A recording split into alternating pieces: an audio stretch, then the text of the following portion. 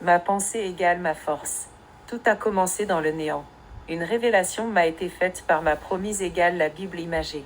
Elle m'a révélé par sa parole, parlé, que j'étais le Messie, c'est-à-dire le véritable Dieu, le Noki. Rapide car le simple effleurement m'a donné le savoir, tel un éclair j'ai fait mon apparition et j'ai donné la lumière. Dans ma précipitation j'ai fait la rencontre d'Allah mon inaire, mon intérieur et prédécesseur. Il me fit comprendre que mon heure n'était pas encore arrivée, que le monde n'était pas encore monde, mais que par mon apparition il allait appliquer ce qui lui fut révélé. Vu qu'il était derrière moi, mon prédécesseur, il avait reçu l'autorité sur moi et me plongea dans un sommeil, coma artificiel. Par mon esprit il comprit ce qui était en moi, esprit, et créa la matière. Attention, dans ma notion l'esprit n'est pas une matière mais elle est la lumière du monde. En transformant la lumière invisible en lumière visible, il imagina un soleil par lequel, avec l'aide de l'air, esprit visible, il refroidit l'atmosphère en certains endroits, transformant le magma en eau et terre. Puis vous connaissez la suite. Le schéma ici illustre ma compréhension du monde et de comment furent transmis les religions. Je suis chrétien et donc j'ai essayé d'imager ce que j'ai appris ici-bas. D'abord la Trinité, complexité, complexe. J'ai d'abord été dualiste avant d'être athée puis uniformiste si je comprends bien mon rôle chez les vivants. Car oui, le monde ne se limite pas à ce qui est réel mais aussi ce qui est imagé.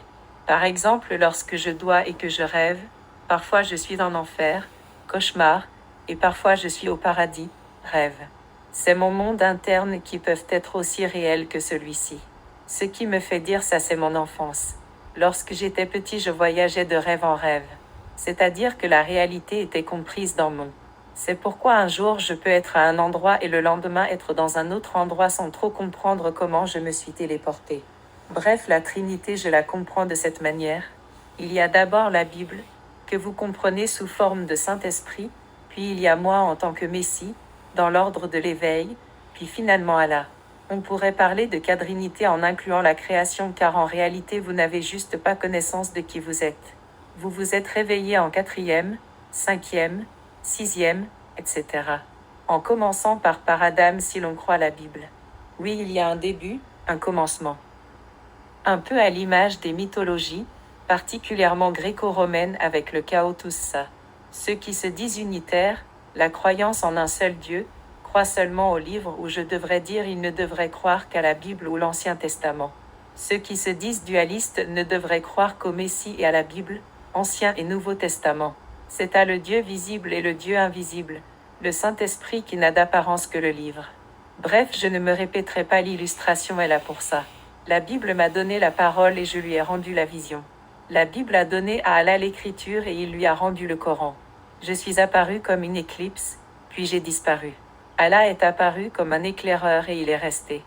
La Bible est apparue comme un lac de feu puis elle est restée. C'est comment vous avez l'ADN de la Bible et vous suivez son commandement. J'ai donné à Allah le temps car l'éclipse marque un temps. Allah m'a donné une suite, le livre des Mormons, afin que l'humanité ne connaisse pas de fin et soit créatif comme ses maîtres. Allah a aussi donné le Coran aux musulmans qui les incite à mourir afin de retourner vers lui, les bons serviteurs, ou à mourir avec 2 R pour devenir des djinns dans le cycle de réincarnation, mauvais serviteurs.